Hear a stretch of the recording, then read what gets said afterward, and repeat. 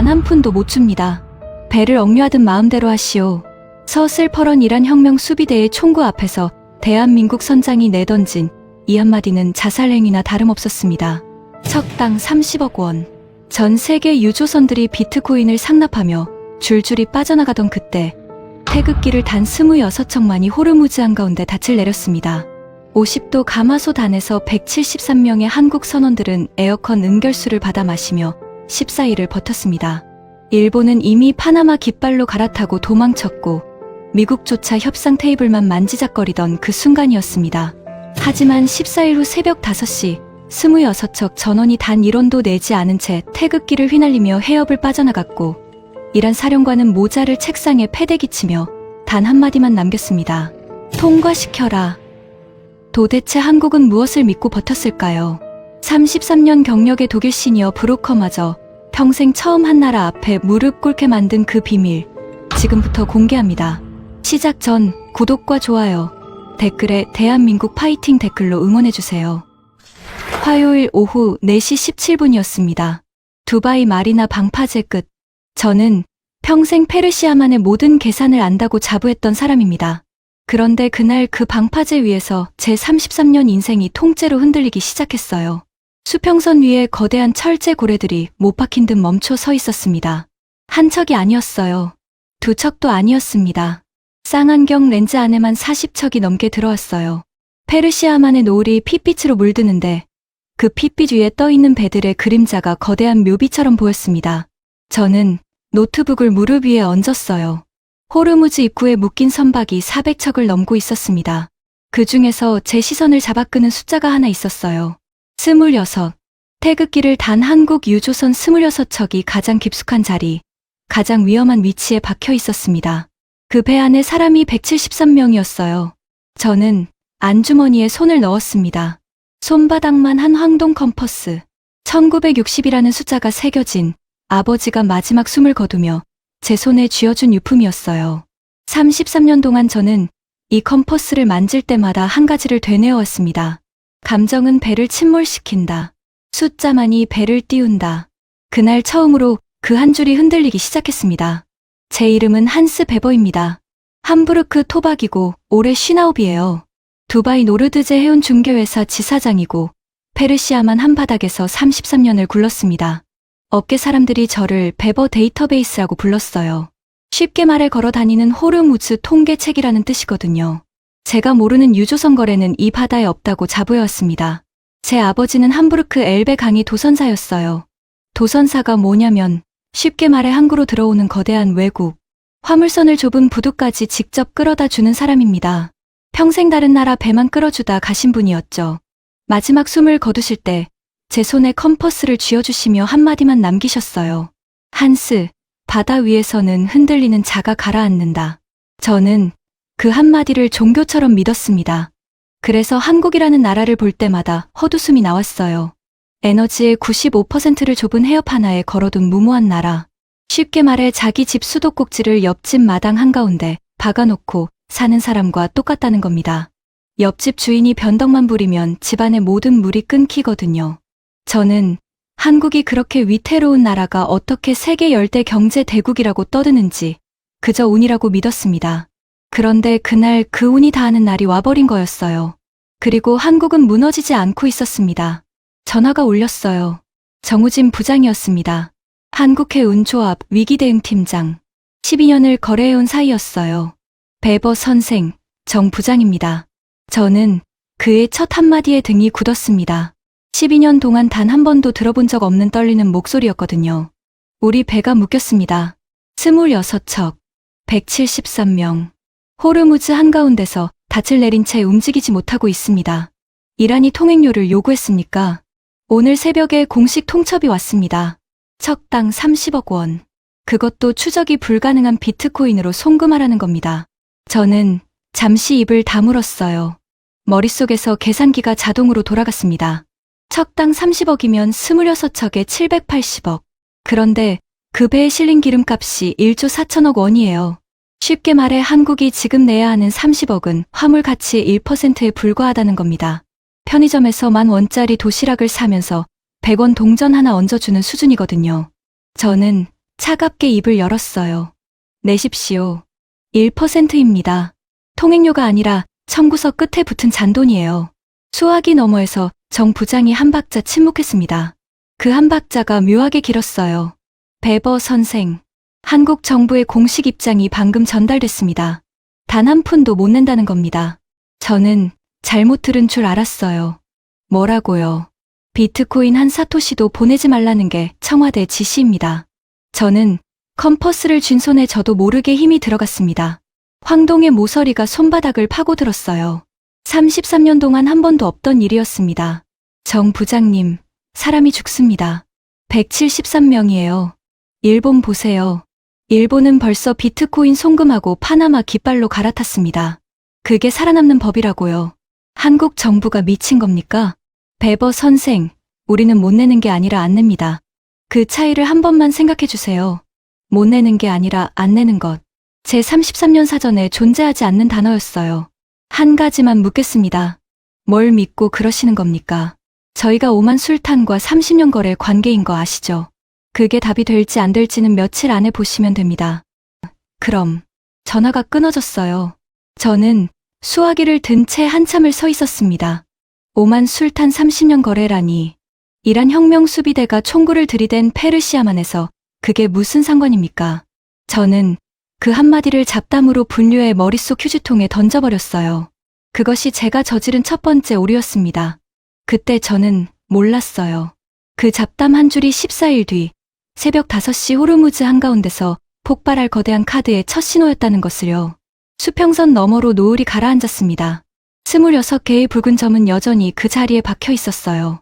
저는 컴퍼스를 안주머니에 다시 넣고 다음날 첫 배로 무스카트에 들어가기로 결심했습니다. 이 미친 광경을 직접 두 눈으로 더 가까이서 봐야겠다는 생각이 그때 처음으로 들었거든요. 2장. 청구서가 도착했다. 다음날 아침 9시였어요. 두바이 지사 사무실. 저는 평소보다 2시간 일찍 출근했습니다. 어젯밤 한숨도 못 잤거든요. 사무실 문을 열자 모니터 6개가 일제히 깜빡이고 있었어요. 6개 화면 모두 빨간색이었습니다. 33년 동안 제 사무실 모니터가 이렇게 일제히 빨간색이 된 적은 단 한 번도 없었어요. 저는 책상에 가방을 던지고 채널 16번 무전기를 켰습니다. 채널 16번이 뭐냐면 쉽게 말해 전 세계 모든 배가 의무적으로 켜놓아야 하는 국제 비상 채널이에요. 도로로 치면 119 신고 전용선 같은 겁니다. 평소에는 잡음과 영어 호출만 흘러나오는 그 채널에서 그날 아침에는 전혀 다른 목소리가 흘러나오고 있었어요. 페르시아 억양이 짙은 영어, 차갑고 단단한 군인의 목소리였습니다. 호르무즈 해협을 통과하려는 모든 선박에게 알린다. 본관은 이란 이슬람 혁명수비대 해군사령부 모하마디 사령관이다. 오늘부터 14일 이내에 척당 30억 원에 해당하는 비트코인을 지정 지갑으로 송금하라. 송금 확인 후 통과를 허가한다. 거부하는 선박은 14일 후 납포한다. 반복한다. 14일. 저는 의자에 천천히 앉았어요. 33년 베테랑인 제 귀로 들어도 그건 협상이 아니었습니다. 청구서였어요. 그것도 칼을 옆에 두고 내미는 청구서였죠. 척당 30억. 그 수치를 듣자 제 머릿속 계산기가 자동으로 돌아갔습니다. 호르무즈를 매일 통과하는 유조선이 약 70척이에요. 하루에 70척, 한 척당 30억이면 하루 매출이 2,100억 원입니다. 한 달이면 6조 3천억. 쉽게 말해 이란 혁명수비대가 페르시아만 한가운데에 세계에서 가장 비싼 톨게이트를 세운 거였어요. 그것도 비트코인이라 추적도 안 되는 영수증조차 발행하지 않는 톨게이트를 말입니다. 미국 제재로 외화가 말라가던 이란이 어떻게 살기를 찾았는지 그제야 이해가 됐어요. 페르시아만이 자기 앞마당이라는 거였죠. 그 앞마당을 지나가는 모든 사람에게 통행세를 받겠다는 거였습니다. 오전 10시쯤 사무실 전화가 울렸어요. 정우진 부장이었습니다. 베버 선생, 한국 정부 입장 다시 확인해서 알려드립니다. 저는 어제와 다른 목소리를 기대했어요. 밤새 내각이 다시 회의를 했을 테니까요. 하룻밤을 새고 나면 이성이 돌아오는 법이거든요. 그런데 정 부장의 목소리는 어제보다 더 단단해져 있었습니다. 단 한 푼도 보내지 않습니다. 청와대 안보실 결정입니다. 외교부도 국방부도 같은 입장입니다. 정 부장님, 어젯밤에 한숨도 못 자고 계산해봤습니다. 30억은 화물 가치의 1%예요. 173명의 목숨을 1%짜리 청구서랑 바꾸지 마세요. 이건 자존심 문제가 아니라 산수 문제입니다. 베버 선생, 한국 정부의 판단도 산수에서 나온 겁니다. 다만 우리 산수는 당신 산수보다 자릿수가 좀 더 많을 뿐이에요. 30억의 1% 너머에 있는 숫자가 무엇인지 며칠 안에 보여드릴 수 있을 겁니다. 무슨 소리를 하시는 겁니까? 전화로 더는 못합니다. 끊겠습니다.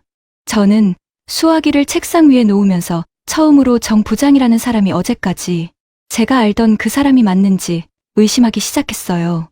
12년 동안 함께 맥주를 마셨던 그 차분한 사람이 어디로 갔나, 그 자리에 누가 들어와 앉은 건가 싶었거든요. 오후 1시쯤 사무실 문이 노크 없이 열렸어요. 사토 히로였습니다. 도쿄 상사 두바이 지사장. 저와는 30년 술 친구였어요. 사토는 시가에 불을 붙이며 들어왔습니다. 그 시가 한 개비 가격이 200달러였어요. 작년에 사토 본인 입으로 자랑했던 가격입니다. 쉽게 말해 시가 한 개비 값이 한국 노동자 한 사람의 한 달 식비랑 비슷한 거였어요. 그가 제 책상 맞은편에 다리를 꼬고 앉으며 손목을 까딱했습니다. 손목에서 새 시계가 빛났어요. 며칠 전 쇼핑몰에서 산 거라고 했습니다. 가격은 안 물어봤지만 안 물어봐도 됐어요. 한스, 너희 한국 친구들 어떻게 할 거야? 그건 내가 할 질문이야. 너희는 어떻게 했어? 사토는 입꼬리를 올렸습니다. 우리는 어젯밤에 송금 끝났어. 세척, 비트코인으로. 토쿄마루는 파나마 깃발 달고 콘티넨탈 익스프레스 하는 이름으로 새로 태어났지. 어제 자정에 호르무즈 빠져나갔어. 90억 들었지만 화물 가치를 생각하면 그건 보험료야. 보험료. 한국은 안 낸대. 사토가 시가를 든 손을 멈췄어요. 잠시 저를 쳐다보더니 고개를 한번 흔들었습니다. 한스, 한국 사람들은 가끔 이상해. 자존심으로 밥을 먹고 사는 사람들이야. 자존심 따지다가 배 한 척 잃으면 그게 자존심이야 뭐야. 그냥 손해지. 진짜 친구라면 지금이라도 송금하라고 말려. 14일 뒤에 후회해도 늦어. 사토가 나가고 시가 연기만 사무실에 남았어요. 저는 다시 모니터로 시선을 돌렸습니다. 그런데 모니터 한쪽 구석에 평소와 다른 한 줄이 떠 있었어요. 카자흐스탄 카샤간 유전 1일 출하량 평소 대비 312%. 저는 그 한 줄을 보고 인상을 찌푸렸어요.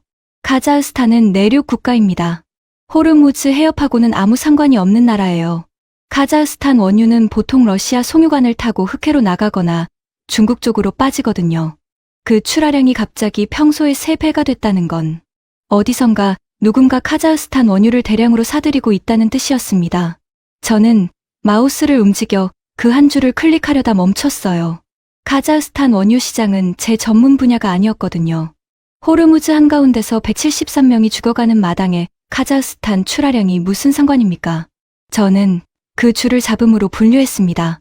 모니터 오른쪽 구석에 그 한 줄을 마우스로 끌어다가 화면 밖으로 밀어버렸어요. 그 클릭 한 번이 14일 뒤 저를 부끄럽게 만들 거라는 걸 그때는 정말 몰랐습니다. 저는 의자에 등을 기댔어요. 사토의 말이 머릿속에서 떠나지 않았습니다. 자존심으로 밥을 먹는 사람들. 그 말이 33년 제 인생의 정답이었거든요. 그런데 정 부장의 목소리도 머릿속에서 떠나지 않았어요. 우리 산수는 당신 산수보다 자릿수가 더 많다. 자릿수가 더 많다니. 30억의 1% 너머에 무엇이 있다는 건가? 저는 이해할 수 없었어요. 이해할 수 없으면 두 가지 길이 있죠. 무시하고 가던 길을 가거나 아니면 직접 가서 확인하거나. 33년 동안 저는 늘 첫 번째 길을 택했습니다. 그런데 그날은 달랐어요. 저는 의자에서 일어나 비서실로 갔습니다. 내일 아침 첫 배로 무스카트 들어갑니다. 일주일치 짐 챙겨주세요.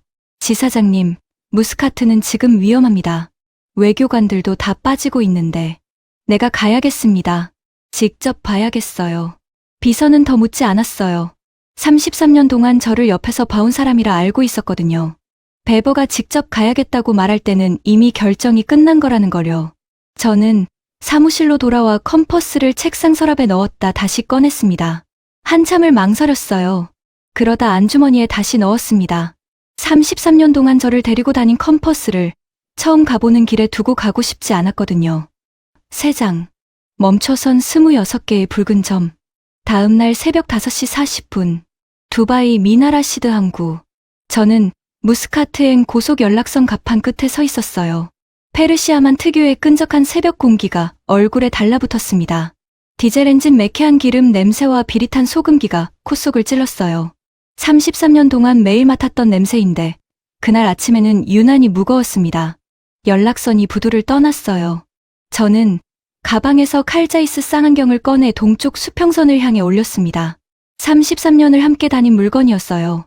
처음에는 점이었습니다. 그 점이 점점 커지면서 형체를 드러냈어요. 거대한 유조선의 옆구리, 또 다른 옆구리, 또 다른 옆구리. 쌍안경 렌즈 안에서 거대한 철제 고래들이 줄지어 떠 있었습니다. 그런데 단 한 척도 움직이지 않았어요. 평소라면 페르시아만의 새벽은 가장 분주한 시간입니다. 그런데 그날 아침은 마치 누군가 일시정지 버튼을 눌러놓은 것 같았어요. 33년 만에 처음 보는 광경이었습니다. 연락선이 30분쯤 더 나아갔을 때 한 척이 움직이기 시작했어요. 저는 쌍안경 배율을 최대로 올렸습니다. 콘티넨탈 익스프레스, 파나마 깃발. 어제 사토가 자랑했던 그 배였어요. 토쿄마루가 이름만 갈고 옷만 갈아입은 거였습니다. 쉽게 말해 도둑이 모자 하나 바꿔 쓰고 경찰서 앞을 유유히 지나가는 거였어요. 33년 베테랑인 제 눈에는 옷을 갈아입혀도 그 사람이 누군지 보입니다. 선체 비율, 굴뚝 모양, 항해등 배치. 그건 일본 미쓰비시 조선이 만든 30만 톤급 VLCC의 전형이었거든요. 저는 그 광경을 보면서 처음에는 아무 감정이 없었어요. 그게 정답이라고 33년을 믿어왔으니까요. 그런데 그날 아침에는 묘하게 입안이 썼습니다. 연락선이 호르무즈 입구 쪽으로 더 들어가자 진짜 풍경이 펼쳐졌어요. 100척이 넘는 거대한 유조선들이 줄지어 멈춰 있었습니다. 그 사이를 이란 혁명수비대 고속정 5척이 빠르게 오갔어요. 회색 선체에 무전 안테나, 갑판에는 기관포, 마치 잡어들 사이를 헤엄치는 상어 떼였습니다. 저는 쌍안경으로 한국 유조선들을 찾았어요. 태극기는 회색 바다 위에서 유난히 잘 보였거든요. 동백호, 무궁화호, 거북선호. 그렇게 세어가다 가장 앞에 있는 배에서 시선이 멈췄습니다. 다른 배들보다 한층 더 큰 30만 톤급. 선체 옆면에 한글 3글자가 박혀 있었어요. 한라호. 한국에서 가장 높은 산의 이름이라는 걸 저도 알고 있었습니다. 한국 사람들은 가장 큰 배에 가장 신성한 이름을 붙인다고 정 부장이 알려준 적이 있었거든요. 그게 한국 선원들에게 어떤 의미인지는 그땐 흘려들었어요. 바로 그때 무전 채널에서 목소리가 흘러나왔습니다. 낮고 단단한 한국식 영어였어요. 여기는 대한민국 유조선 한라호. 한라호 선장 최영달이다. 우리는 정박을 유지한다. 통행료는 지불하지 않는다. 선원 173명 전원 무사. 이상.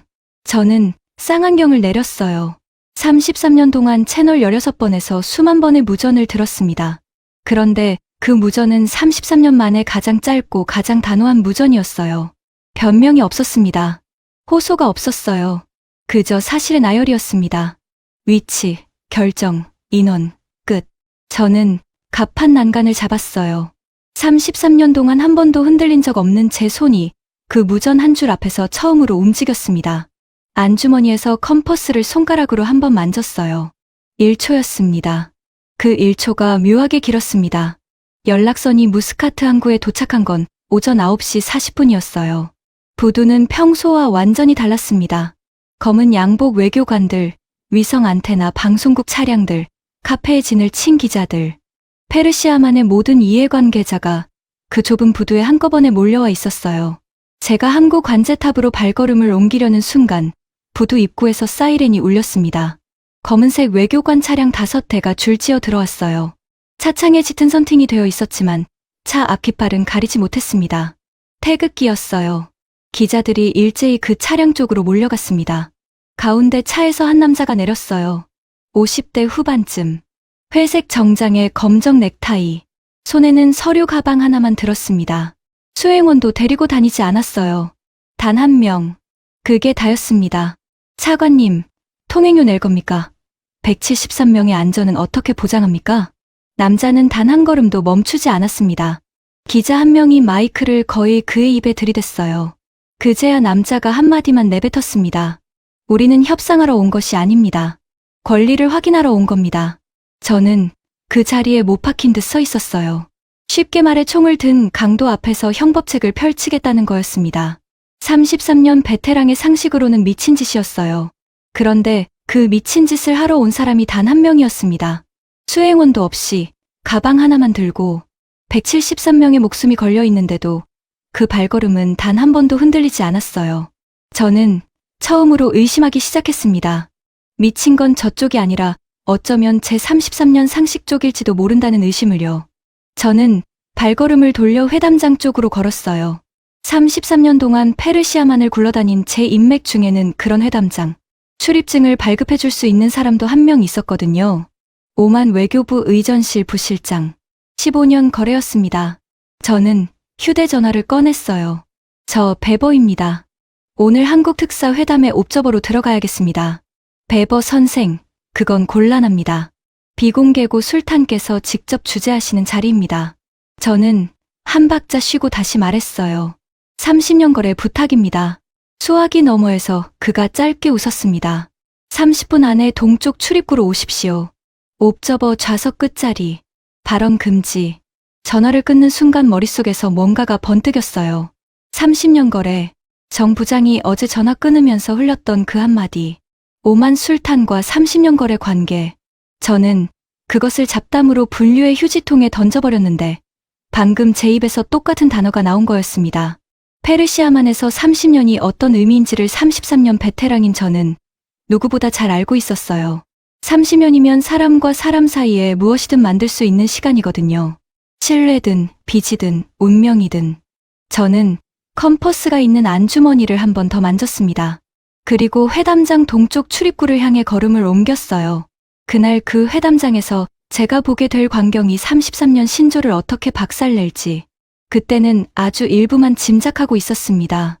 오만 외교부 부실장이 내준 옵저버, 좌석은 회담장 가장 끝자리였어요. 회담은 오후 2시 시작이었습니다. 저는 그전까지 1층 대기실에서 정 부장에게 다시 전화를 걸었어요. 베버 선생, 지금 통화 길게 못합니다. 한 가지만요. 한라오 안에서 173명 어떻게 버티고 있습니까? 사흘째잖아요. 40도 폭염에 엔진 꺼진 채로 사흘째면 사람 몸이 견딜 한계입니다. 수화기 너머에서 정 부장이 한 박자 침묵했습니다. 그 한 박자가 어제와는 다른 무게였어요. 베버 선생, 어젯밤 자정에 한라오에서 위성 보고가 들어왔습니다. 선실 내부 온도 섭씨 51도, 식수 잔량 사흘치. 그런데 그 식수를 선원들이 안 마시고 있답니다. 안 마신다니요. 부상자 생길 경우를 대비해 남겨두고 있답니다. 대신 에어컨에서 떨어지는 응결수를 받아 마시고 있다고 합니다. 저는 한참 동안 입을 열지 못했어요. 응결수. 쉽게 말해 에어컨 환풍구 안에 끼어 있던 곰팡이와 먼지가 그대로 섞인 미지근한 물입니다. 평소에는 아무도 마시지 않아요. 침몰 직전 구명정에서나 일어나는 일이거든요. 그런데 멀쩡한 30만 톤급 유조선 안에서 비축 생수가 사흘치나 남아있는데 173명이 그 물을 마시고 있다는 거였습니다. 오해요. 왜 멀쩡한 생수를 두고 한라오 최영달 선장이 위성 보고의 한 줄을 직접 적어보냈습니다. 읽어드리겠습니다. 수화기 너머에서 종이 넘기는 소리가 들렸어요. 우리 173명은 정부 결정을 신뢰한다. 정부가 단 한 푼도 못 준다고 했다면 그 결정에는 우리가 모르는 산수가 있을 것이다. 우리는 그 산수를 끝까지 믿는다.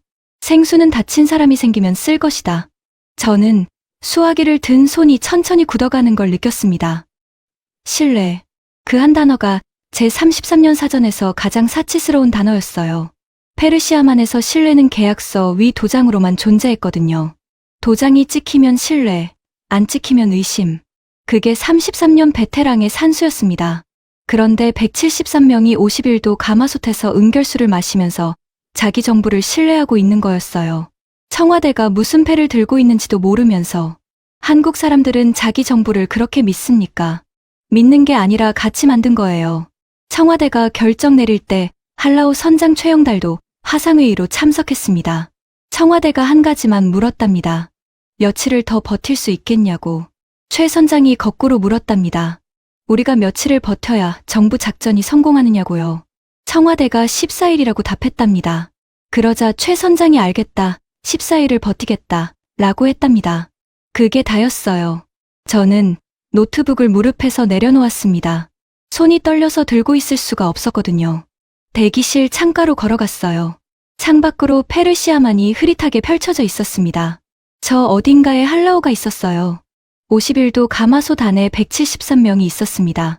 그들은 은결수를 마시면서 정부가 14일이라고 했으니 14일을 버티는 중이었어요. 저는 안주머니에서 컴퍼스를 꺼냈습니다.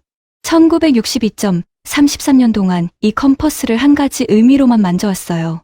흔들리지 마라, 가라앉는다. 그런데 그날 처음으로 다른 질문이 떠올랐습니다. 흔들리지 않는다는 게 정말 가라앉지 않는다는 뜻이었나?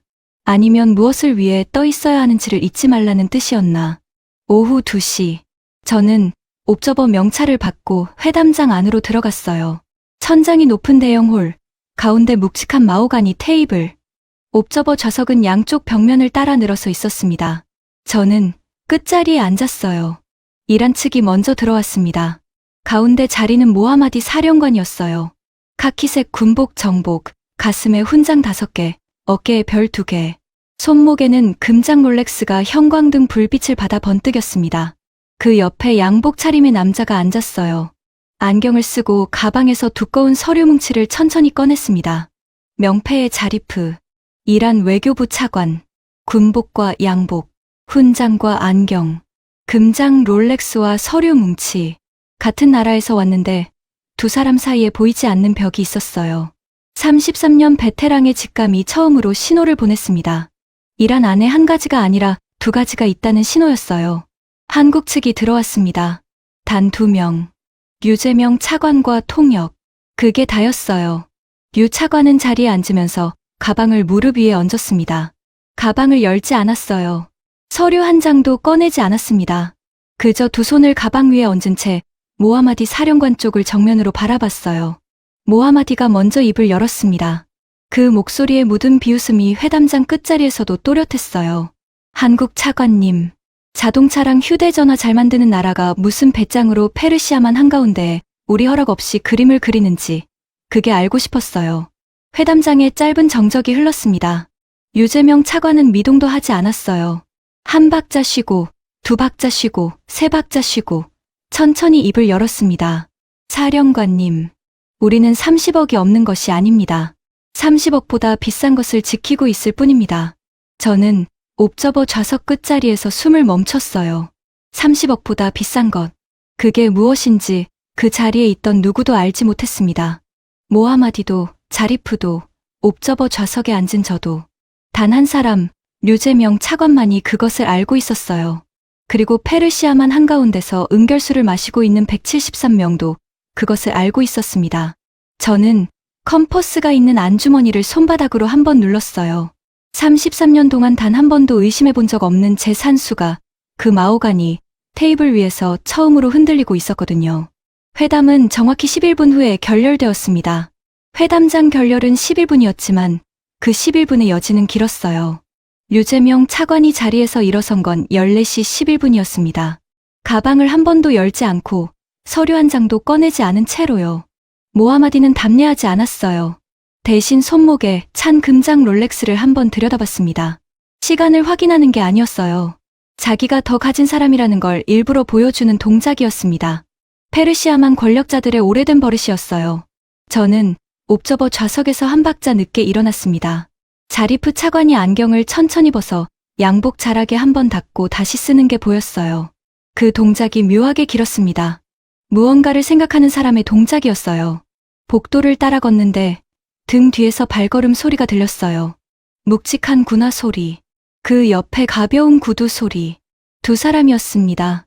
저는 본능적으로 복도 옆 기둥 그림자 안쪽으로 발걸음을 옮겼어요. 군화는 모하마디였습니다. 구두는 자리프였어요. 2 사람은 제가 서 있는 기둥에서 20m쯤 떨어진 복도가 고차로 꺾이는 모서리에서 멈췄습니다. 다른 사람의 시선이 닿지 않는 사각지대였어요. 일부러 그 자리를 고른 거였습니다. 저는 숨을 죽였어요. 옵저버가 적국 고위 인사들의 사적 대화를 엿듣는 건 외교적 결례를 넘어 위험한 일이었거든요. 들켰다 하면 페르시아만에서 33년 쌓은 인맥을 그날 저녁에 전부 잃을 수 있었습니다. 그런데 발이 떨어지지 않았어요. 33년 베테랑의 직감이 저를 그 자리에 못 박았거든요. 자리프가 먼저 입을 열었습니다. 페르시아어가 아니라 영어였어요. 사령관님, 한 가지 보고 드릴 게 있습니다. 어제 자정 무렵에 카자흐스탄 카샤간 유전 1일 출하량이 평소의 312%가 되었습니다. 그 출하분의 행선지가 전부 한국입니다. 저는 기둥 그림자 안에서 숨을 멈췄어요. 카자흐스탄 카샤간 유전 312%. 어제 아침 제 사무실 모니터 오른쪽 구석에 떴던 그 한 줄이었습니다. 제가 잡음으로 분류의 마우스로 화면 밖으로 밀어버린 그 한 줄. 그게 지금 이란 외교부 차관의 입에서 모하마디 사령관에게 보고되고 있는 거였어요. 그래서 그게 무슨 의미입니까? 한국이 닷새치 비축유로 못 버틴다는 게 우리 작전 전제였습니다.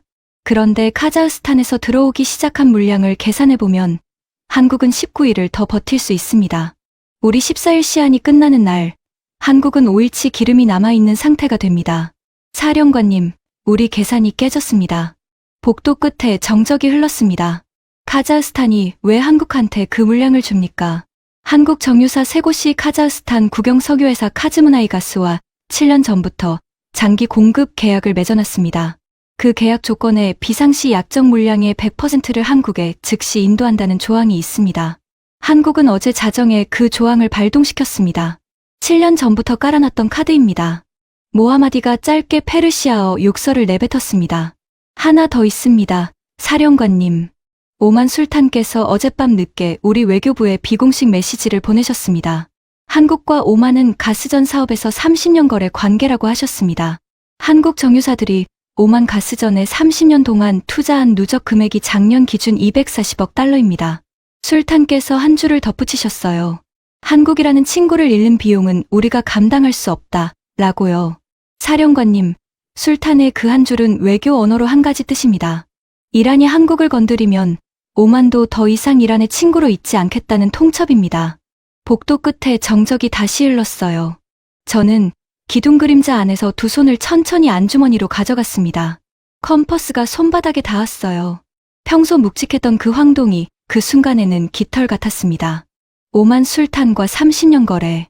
정 부장이 첫 통화 끝에 흘렸던 그 한 줄. 제가 잡담으로 분류의 휴지통에 던져버렸던 그 한 줄. 그게 잡담이 아니었어요. 한국 정부가 페르시아만 한복판에 깔아놓은 첫 번째 카드의 이름이었습니다. 30년이라는 시간 위에 240억 달러라는 무게를 얹어놓은 카드였어요. 그리고 카자흐스탄 312%. 어제 사무실 모니터에서 마우스로 밀어버린 그 한 줄. 그게 두 번째 카드였습니다. 7년 전부터 깔아놓은 계약 조항 한 줄이 어제 자정에 발동된 거였어요.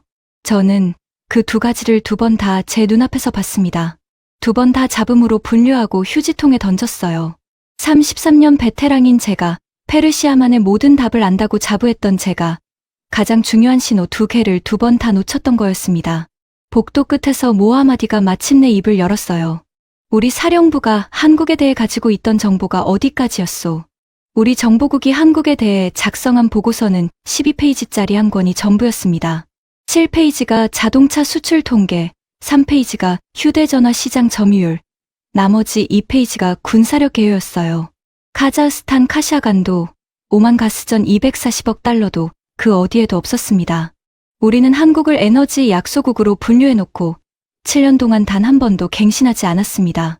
우리는 한국이라는 나라를 7년 동안 잘못 봐왔다는 거요. 네, 사령관님. 우리 작전이 14일을 못 버팁니다. 카자흐스탄 물량과 오만 술탄의 통첩이 동시에 작동하면 우리 사령부는 14일이 아니라 7일 안에 국제적으로 고립됩니다. 그게 한국이 들고 있는 산수입니다. 저는 기둥 그림자 안에서 류재명 차관의 한마디를 다시 떠올렸어요. 우리는 30억이 없는 것이 아닙니다. 30억보다 비싼 것을 지키고 있을 뿐입니다. 그 한 줄의 의미가 그제야 제 33년 사전에 새겨지기 시작했습니다. 자존심이 아니라 산수였어요. 다만 그 산수의 자릿수가 제 33년 산수보다 훨씬 더 길었던 거였습니다. 복도 끝에서 두 사람이 다시 움직이는 발걸음 소리가 들렸어요. 저는 기둥 그림자에서 빠져나와 반대 방향으로 걸음을 옮겼습니다. 사각지대에서 들은 것은 사각지대에 두고 나오는 게 페르시아만의 규칙이었거든요. 별관 밖으로 나오자 오후 햇살이 머리 위로 쏟아졌어요. 저는 그 햇살 아래 한참을 서 있었습니다. 33년 동안 저를 지탱해온 신조가 그 햇살 아래서 천천히 녹아내렸거든요. 흔들리지 않는 자가 떠 있는 게 아니었어요. 무엇을 위해 떠 있어야 하는지를 아는 자가 떠 있는 거였습니다. 한국 사람들은 그 답을 7년 전부터 알고 있었던 거예요. 저는 두바이 사무실로도 호텔로도 가고 싶지 않았습니다. 그 모든 곳이 33년 베테랑 한스 베버의 자리였거든요. 그날 오후에 저는 그 자리에 앉아 있고 싶지 않았어요. 발걸음이 무스카트 항구의 뒷골목 쪽으로 향했습니다.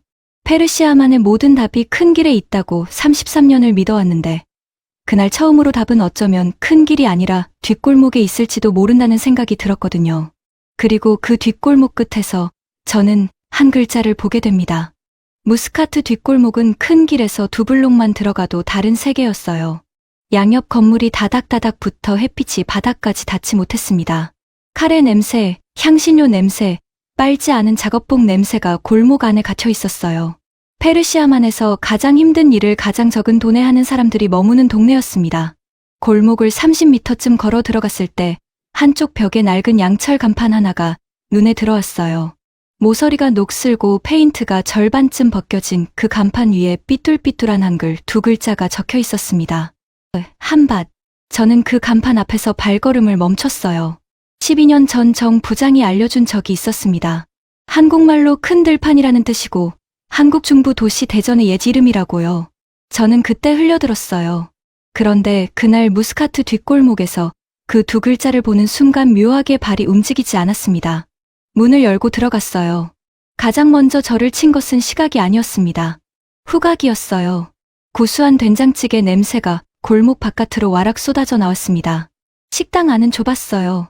테이블 5개, 천장에는 낡은 형광등 2개, 주방에서 한국 아주머니 한 분이 큰 솥 앞에서 국자로 무언가를 휘젓고 있었습니다. 가운데 테이블에 작업복 차림의 남자 4명이 앉아 있었어요. 짙은 남색 한국 해운사 작업복, 어깨에 소금 자국이 허옇게 말라붙어 있었고 소매 끝은 기름때로 까맣게 절어 있었습니다. 4사람의 손이 먼저 제 시야에 들어왔어요. 손등에 굵은 주름, 손톱 밑 기름때, 굳은 살, 평생을 바다에서 보낸 손이었습니다. 그 중에서도 가운데 자리에 앉은 노인의 손등에 길게 패인 흉터 하나가 형광등 불빛에 희끄무레하게 드러나 있었어요. 화상 흉터였습니다. 33년 베테랑인 제 눈에는 한 가지가 본능적으로 보였어요. 저건 바다에서 생긴 게 아니었습니다. 용접 화상이었어요. 가운데 자리의 노인이 천천히 고개를 들었습니다. 그가 옆자리 의자를 손으로 가리켰어요. 앉으시오. 독일 사람이요? 저는 깜짝 놀랐어요. 처음 보는 한국 노인이 저를 한눈에 독일 사람이라고 알아본 건 처음이었거든요. 어떻게 아셨습니까? 옷깃에 손수건 접는 모양새가 함부르크식이요. 우리 아버지가 사우디 알주베일 산업항 건설할 때 독일 기술자들이랑 한 천막에서 살았소. 그때 아버지가 독일 사람들한테 배운 게 2가지가 있었는데 하나는 옷깃에 손수건 접는 법이고 다른 하나는 약속한 시간보다 5분 일찍 가는 법이요. 평생 그 2가지를 지키셨소. 저는 노인의 입에서 사우디 알주베일이라는 단어가 나오는 순간 등이 굳었어요. 1970년대 한국 중동건설 붐의 핵심 무대였던 곳입니다. 33년 베테랑인 저는 그 역사를 데이터로는 알고 있었어요. 하지만 데이터로 안 것과 누군가의 아버지 이야기로 듣는 것은 완전히 다른 일이었습니다. 조남이 어떻게 되십니까? 최영달이요. 한라우 선장이요. 저는 의자에서 일어날 뻔했어요. 새벽 무전 채널 16번에서 들었던 그 목소리. 우리는 정박을 유지한다. 통행료는 지불하지 않는다. 그 23단어를 23번 머릿속에서 다시 들었던 그 목소리의 주인이 지금 제 옆자리에 앉아 있었습니다. 50일도 가마솥 안에 있어야 할 그 사람이요. 선장님, 한라우에 계셔야 하는 거 아닙니까? 어제 헬기로 잠깐 무스카트로 나왔소. 류재명 차관님하고 작전 협의하러요. 자정에 다시 한라우로 복귀하오. 그 사이에 마지막으로 따뜻한 밥 한 끼 먹으러 들어왔소.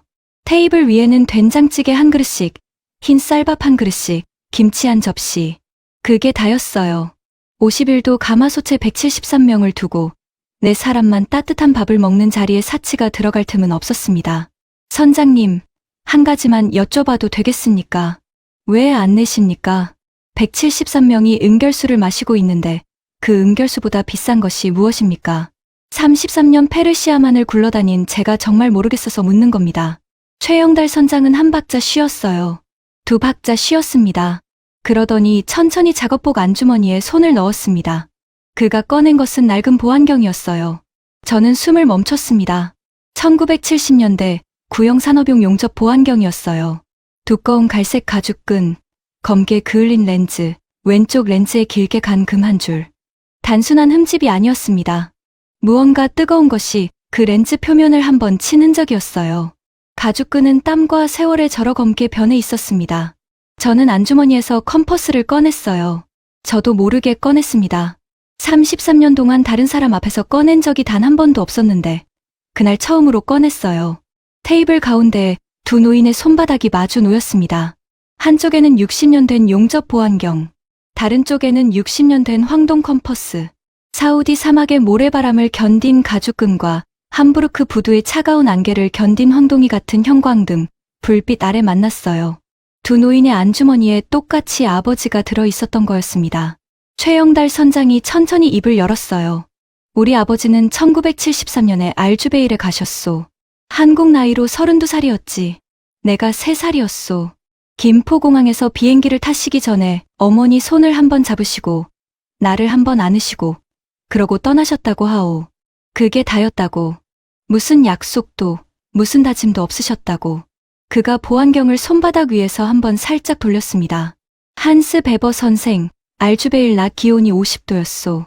모래바람 부는 날에는 55도까지 올라갔지. 우리 아버지들이 그 땅에서 한 일이 무엇이었는지 아시오? 펄펄 끓는 철 파이프를 잡고 용접하는 일이었소. 50도 모래바람 속에서 정밀 용접을 한다는 게 무슨 뜻인지 아시오? 한 번 손이 떨리면 안 되는 거요. 한 번 멈추면 다시 시작할 수 없는 자리였소. 저는 컴퍼스를 든 손이 떨리는 걸 느꼈어요.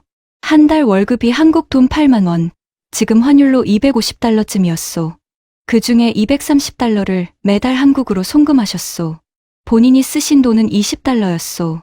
빵 한 조각, 물 한 잔, 그게 한 끼였소. 동료 한 명이 사막 한가운데서 열사병으로 쓰러져 죽어도 장례 비용이 없어서 시신을 천막염 모래에 묻고 다음 날 다시 일하러 가는 자리였소. 식당 안에 정적이 흘렀어요. 주방의 아주머니가 국자를 멈췄습니다. 옆자리에 다른 선원 3명도 숟가락을 내려놓았어요. 모두가 어디선가 한 번씩 들었던 이야기였지만 그 이야기 앞에서 모두가 숟가락을 내려놓는 거였습니다. 우리 아버지는 알주베일에 가신 지 2년 7개월째 되는 날 돌아가셨소. 1976년 4월 어느 날이었소. 그날 알주베일은 모래바람이 심한 날이었지.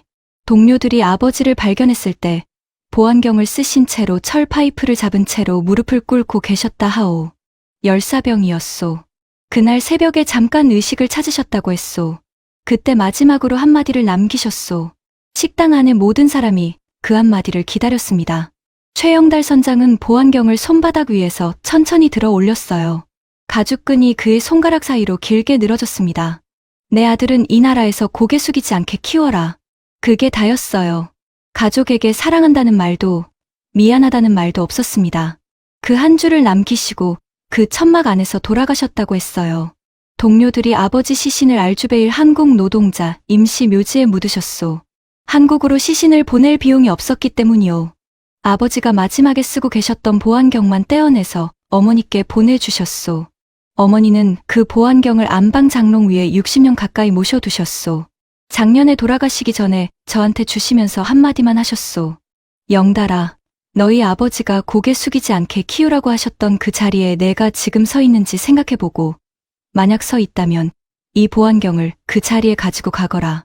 최영달 선장이 보안경을 다시 손바닥 위에 가만히 내려놓았어요. 한스 베버 선생, 2주 전에 이란 혁명수비대가 우리 한라우를 세웠소.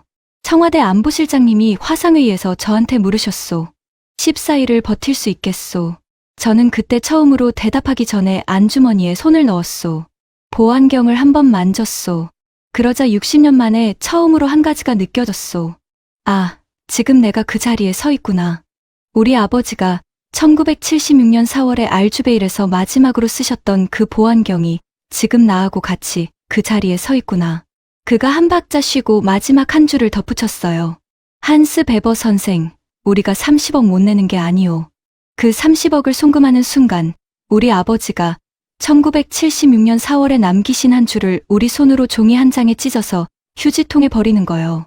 그 한 줄을 휴지통에 버리고 50일도 가마솥에서 살아나오느니 그 한 줄을 안주머니에 모셔두고 은결수를 마시는 게 우리에게는 산수가 맞소. 173명 모두가 같은 산수를 들고 있소. 그게 한국이라는 나라요. 저는 컴퍼스를 든 손이 멈추지 않는 걸 느꼈어요. 33년 만에 처음으로 다른 각도에서 그 컴퍼스를 봤습니다. 아버지가 60년 전에 이 컴퍼스를 사신 것은 흔들리지 않기 위해서가 아니었어요. 다른 나라 배를 부두까지 끌어주기 위해서였습니다. 평생 자기 배를 가져보지 못한 사람이 평생 다른 나라 사람들을 안전한 부두까지 데려다 주는 것을 자기 인생의 답으로 삼으셨던 거였어요. 33년 동안 저는 그 질문을 한 번도 해본 적이 없었습니다. 저는 처음으로 33년 만에 눈가가 뜨거워지는 걸 느꼈어요.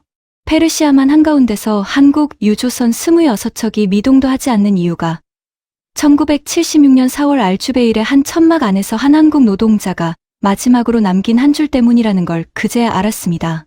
그건 데이터로는 절대로 잡히지 않는 산수였어요. 33년 베테랑 한스 베버의 노트북 모니터에는 결코 표시되지 않는 산수였습니다. 저는 컴퍼스를 다시 안주머니에 넣고 자리에서 일어났어요. 선장님, 33년 자부심이 오늘 이 식당에서 무너졌습니다. 내일 새벽에 무스카트 방파제에 나가겠습니다. 한라오가 호르무즈를 빠져나오는 날이 온다면 그 방파제에서 33년 베테랑 한스 베버가 한국이라는 나라를 향해 처음으로 고개를 숙이는 순간을 만들겠습니다. 최영달 선장이 옅게 웃었어요. 우리 어머니가 살아 계셨다면 한마디를 하셨을 거요. 그 독일 양반은 들을 자격이 있는 사람이라고. 그 한마디를 어머니 대신 제가 하겠소. 한스 베버 선생, 당신은 들을 자격이 있는 사람이요. 저는 식당 문을 열고 골목으로 나왔습니다. 늦은 오후 햇살이 골목 안으로 비스듬히 내려오고 있었어요. 33년 동안 단 한 번도 흘리지 않았던 무언가가 그날 그 골목에서 제 눈가에 천천히 차오르고 있었습니다. 저는 그것을 닦지 않았어요. 흔들리는 게 가라앉은 게 아니었거든요. 흔들리는 건 살아있다는 증거였습니다. 살아있는 자만이 누군가를 끝까지 끌어줄 수 있다는 걸 60년 전 함부르크 부두의 한 도선사가 평생 몸으로 보여주신 거였어요. 오늘 밤은 호텔로 들어가지 않을 작정이었습니다. 무스카트 방파제로 곧장 가겠다고 결심했어요. 새벽이 올 때까지 그 자리에서 한라오를 기다리겠다고요. 새벽 5시, 무스카트 방파제 끝. 저는 그 자리에서 밤을 새웠습니다. 컴퍼스가 손바닥에 꽉 쥐어져 있었어요. 황동의 모서리가 손바닥에 자국을 남길 정도였습니다. 5시 12분. 선박 추적 앱이 알림을 울렸어요. 한라오 이동 시작. 저는 쌍안경을 들었습니다. 저 멀리 수평선 위, 한라오가 천천히 움직이기 시작했어요. 이란 혁명수비대 고속정 2척이 한라오 양옆에 붙어 있었습니다. 그런데 위협 사격이 없었어요. 길을 터주는 모양새였습니다. 전화가 울렸어요. 정 부장이었습니다. 그의 목소리는 더 이상 떨리지 않았어요. 베버 선생, 이제 말씀드릴 수 있습니다. 2가지였군요. 네. 첫 번째는 오만 술탄입니다. 한국 정유사들이 오만 가스전에 30년 동안 투자한 누적 금액이 240억 달러였어요. 술탄께서 어젯밤 이란에 한 줄짜리 메시지를 보내셨습니다. 한국이라는 친구를 잃는 비용은 우리가 감당할 수 없다, 라고요. 그게 첫 번째 카드였습니다. 두 번째는 카자흐스탄이군요. 베버 선생이 보셨던 그 312%입니다. 7년 전부터 깔아놨던 계약 조항입니다. 비상시 약정 물량 100%를 한국에 즉시 인도한다는 한 줄짜리 조항이요. 그게 어제 자정에 발동됐습니다. 저는 방파제 난간을 잡았습니다. 2개의 카드. 2번 모두 제 눈앞에 있었지만 2번 모두 제가 잡음으로 분류의 휴지통에 던져버렸던 신호였어요. 33년 베테랑 한스 베버가 가장 중요한 신호 2개를 2번 다 놓쳤던 거였습니다. 그때 누군가 제 옆에 다가섰어요. 자리프 차관이었습니다. 그는 저를 보지 않고 수평선만 봤어요. 낮은 목소리로 한마디를 했습니다. 베버 선생, 우리는 한국이라는 나라를 잘못 봤소. 한 나라를 굴복시키려면 그 나라가 무엇으로 만들어졌는지 먼저 알아야 했는데 우리는 숫자만 봤소. 그가 말하지 않은 한마디를 저는 들었어요. 당신과 똑같이. 전화가 또 울렸습니다. 사토 히로였어요. 그의 목소리에는 어제의 시가 연기가 없었습니다. 한스, 우리가 틀린 거였어. 저는 대답하지 않았어요. 5시 47분. 무전 채널 16번에서 마지막 명령이 흘러나왔습니다. 모하마디 사령관의 목소리였어요. 어제 회담장에서 류재명 차관을 비웃던 그 목소리가 아니었습니다. 통과시켜라. 그게 끝이었어요. 그 이상도 이하도 없었습니다. 5시 48분. 한라오를 시작으로 26척이 차례로 움직이기 시작했어요. 거대한 디젤 엔진의 진동이 페르시아만의 새벽 공기를 갈랐습니다. 그 진동이 방파제 콘크리트를 타고 제 발바닥으로 올라왔어요. 무릎으로, 가슴으로, 심장 한가운데까지 26척의 태극기가 새벽 햇살에 차례로 빛났습니다. 한 척, 또 한 척, 또 한 척. 단 한 푼의 통행료도 내지 않은 채로요. 저는 컴퍼스를 손바닥 위에 펼쳤어요. 1962점, 아버지의 숫자. 아버지가 평생 함부르크 부두에서 끌어주신 것은 다른 나라 배가 아니었습니다. 그 배 안에 있는 사람들이었어요. 한국 사람들이 50년 동안 페르시아만에 깔아놓은 것도 마찬가지였습니다. 카자흐스탄 계약 한 줄, 오만 술탄과 쌓은 30년의 시간, 그리고 사우디 사막에서 시작된 1976년 4월의 한 줄. 그 모든 것이 결국 한 가지 답을 향하고 있었어요. 누군가를 끝까지 끌어주는 일. 저는 방파제에서 2시간을 더 머물렀습니다.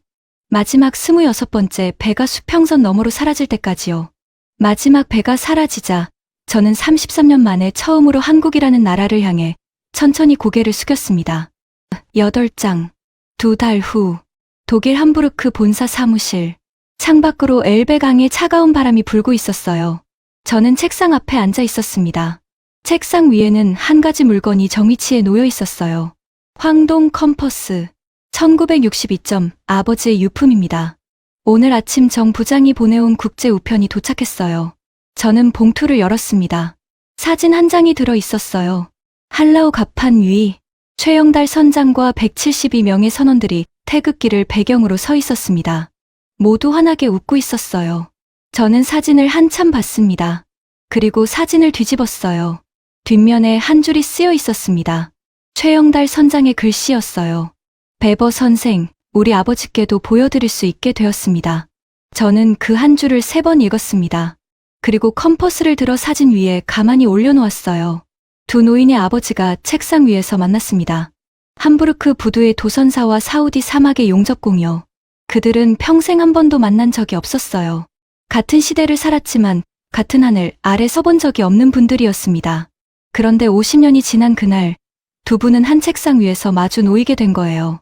같은 것을 자식에게 남기신 분들이었거든요. 무엇을 위해 살아야 하는지를요. 저는 의자를 돌려 창밖을 봤습니다. 엘베강을 따라 컨테이너선 한 척이 천천히 빠져나가고 있었어요. 33년 만에 처음으로 저는 한 가지를 인정했습니다. 저는 33년 동안 이 바다의 답을 안다고 믿었어요.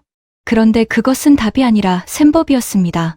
진짜 답은 그 26척의 한국 유조선이 가르쳐 주었어요.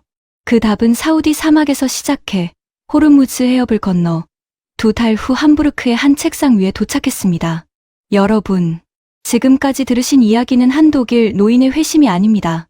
1973년 사우디 사막에서 펄펄 끓는 철 파이프를 맨손으로 잡으셨던 우리 아버지들이 50년이 지난 지금 호르무즈 해협 한가운데서 173명의 아들들을 통해 다시 한번 세상의 답을 내신 이야기입니다. 30억 원이 아니었습니다. 1400만 배럴도 아니었어요. 14일이라는 시한도 아니었습니다. 그분들이 지키신 것은 단 한 가지였어요. 내 아들은 이 나라에서 고개 숙이지 않게 키워라. 그 한 줄이었습니다. 1976년 4월 알주베일의 한 천막 안에서 한 항공 노동자가 마지막 숨을 거두며 남기신 그 한 줄이 50년이 지나 페르시아만 한가운데서 173명의 가슴을 떠받쳤습니다. 그리고 그 한 줄이 33년 동안 숫자만 믿었던 한 독일 노인을 무릎 꿇게 만들었습니다. 여러분, 오늘 이 영상을 보고 계신 분들 중에는 70년대 중동 사막의 바람을 직접 맞으셨던 분도 계실 겁니다. 파독 광부로, 간호사로, 구로공단의 어머니로 평생 자기 자신보다 가족과 나라를 먼저 생각하며 사신 분들이 계실 거예요. 오늘 호르무즈 해협을 단 한 푼도 내지 않고 통과한 26척의 태극기는 사실은 그분들의 손에 의해 띄워진 배였습니다. 여러분이 1976년에 보안경 안에서 흘리신 땀 한 방울이 50년이 지나 한 나라를 무너뜨리지 않게 떠받친 거였습니다. 여러분이 곧 그 26척이었습니다. 여러분이 곧 한라오였습니다. 여러분이 곧 대한민국이었습니다. 가슴이 뜨거워지셨다면 댓글에 단 2글자만 남겨주세요. 아버지. 그 2글자면 충분합니다. 오늘 영상이 마음에 드셨다면 구독과 좋아요 부탁드립니다. 여러분의 그 손길이 잊혀지고 있는 우리 아버지들의 이야기를 한 번 더 세상에 꺼내는 힘이 됩니다. 저는 감동너구리였습니다. 다음 이야기에서 또 뵙겠습니다.